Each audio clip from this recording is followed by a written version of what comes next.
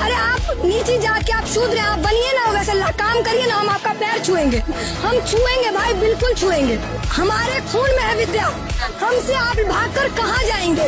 हम अगर मर भी जाएंगे ना, हमारी किताबें भी सारी नष्ट हो जाएंगी, फिर भी मंगल भवन अमंगल हारी द्रव सुदर्श अधिकारी याद है मुझे। మీరు శూద్రులుగా ఉండండి, చదువు మా రక్తంలోనే ఉంది.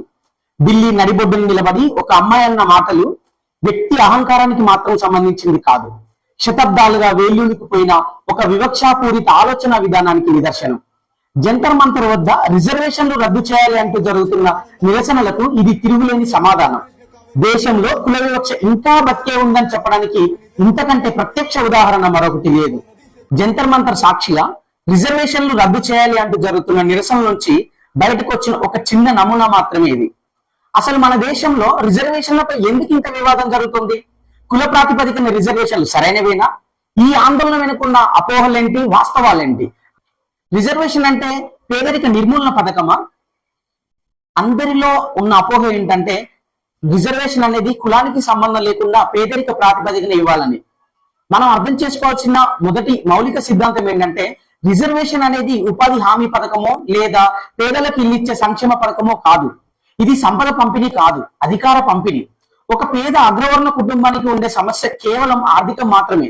కానీ ఒక దళిత లేదా వెనుకబడిన వర్గానికి చెందిన వ్యక్తికి ఆర్థిక సమస్యతో పాటు తీవ్రమైన సామాజిక అణచివేత, వివక్ష ఎదురవుతాయి. లైవ్ ఎగ్జాంపుల్ చూద్దాం. ఒక దళిత యువకుడు కోటీశ్వరుడైనా లేదా ఈ దేశానికి రాష్ట్రపతి పనిచేసినా కూడా ఒక ఆలయంలోకి ప్రవేశించేటప్పుడు లేదా పెళ్లి ఊరేగింపులో గుర్రం ఎక్కినప్పుడు కూడా అతని పైన దాడులు జరుగుతున్నాయి. అంటే ఇక్కడ సమస్య అనేది డబ్బు కాదు, సామాజిక హోదా. ఆ సామాజిక హోదాను, నిర్ణయాధికారాన్ని కల్పించడానికే రాజ్యాంగం రిజర్వేషన్లను ఒక సాధనంగా కల్పించింది.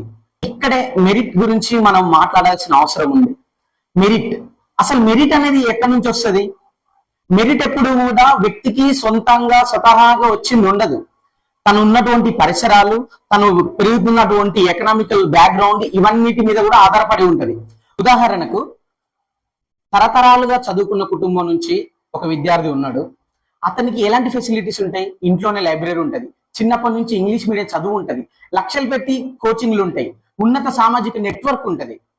గ్రామీణ ప్రాంతాల్లో మొదటి తరం విద్యార్థి ఇంట్లో కనీస వసతులు ఉండవు, తల్లిదండ్రులు నిరక్షరాస్యులు అయి ఉంటారు, పగలు కూలి చేసి రాత్రి చదువుకునే పరిస్థితి ఉంటది. ఈ ఇద్దరికి ఒకే 100 మీటర్ల రేసులో పరిగెత్తించి ఇద్దరిట్లో ఎవరు ముందు వస్తే వాళ్ళకే మెరిట్ అనడం న్యాయమా? సమానత్వం లేని సమాజంలో సమానమైన నిబంధనలు పెట్టడమే అసలైన అసమానత.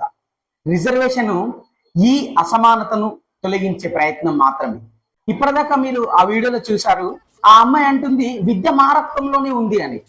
శాస్త్రీయంగా చూస్తే ఏ మనిషి డిఎన్ఏలో కూడా అక్షరాలు పుట్టవు. మరి ఇది ఎక్కడి నుంచి వచ్చింది? వేల ఏళ్ల పాటు ఒక వ్యవస్థ ఈ దేశంలో మిగిలిన 85% బహుజన సమాజానికి చదువుకునే హక్కును నిరాకరించారు. వేదాలు వింటే చెవుల్లో సీసం పోయాలనే నిబంధనలు ఉన్న సమాజం మనది. జ్యోతిరావు పూలే, సావిత్రిబాయి పూలే మొదటిసారి పాఠశాల పెడితే రాళ్ళు పేడ విసిరారు. బాబాసాహెబ్ అంబేద్కర్ తరగతి గదిలో బయట కూర్చోబెట్టారు. అలా వందల తరాల పాటు అక్షరాన్ని కొందరికే గుత్తాత్పత్యం చేసుకొని ఇప్పుడు చదువు మా రక్తంలోనే ఉంది అనడం చారిత్రక అన్యాయాన్ని కప్పిపుచ్చడమే. బాబాసాహెబ్ అంబేద్కర్ రాజ్యాంగాన్ని తెచ్చిన తర్వాతే అందరికీ చదువుకునే హక్కు కల్పించింది. చదువు ప్రాథమిక హక్కుగా మారిపోయింది.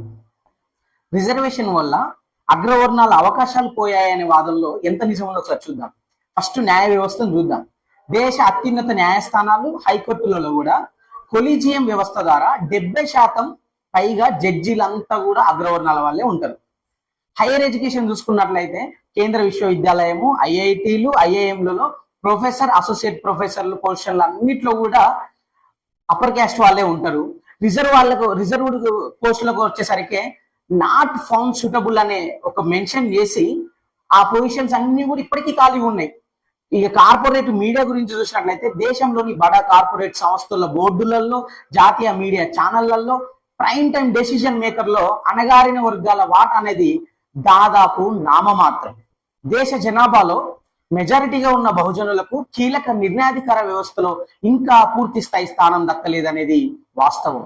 దేశంలో యువతకు ఉద్యోగాలు దొరక్కపోవడానికి కారణం పక్కన కూర్చున్న రిజర్వ్డ్ క్యాండిడేట్ కాదు, ప్రభుత్వం సరైన ఉద్యోగ నియామకాలు చేపట్టకపోవడం, ప్రభుత్వ రంగాలను ప్రైవేటీకరిస్తూ పోవడం, నోటిఫికేషన్లు ఏళ్ల తరబడి ఆలస్యం కావడం అసలైన సమస్య. పాలక వర్గాల వైఫల్యాలను ప్రశ్నించాల్సింది పోయి తోటి వర్గాల హక్కులపై దాడి చేయటం యువతను పక్కదారి పట్టించడం మాత్రమే అవుతుంది. జంతర్ మంతర్ వద్ద వినిపిస్తున్న కులాహంకార ధోరణులకు సమాధానం రాజ్యాంగ స్ఫూర్తి మాత్రమే. రిజర్వేషన్ ఎవరి దయతో ఇచ్చింది కాదు, అది సమానత్వం కోసం సాధించి తెచ్చుకున్న హక్కు.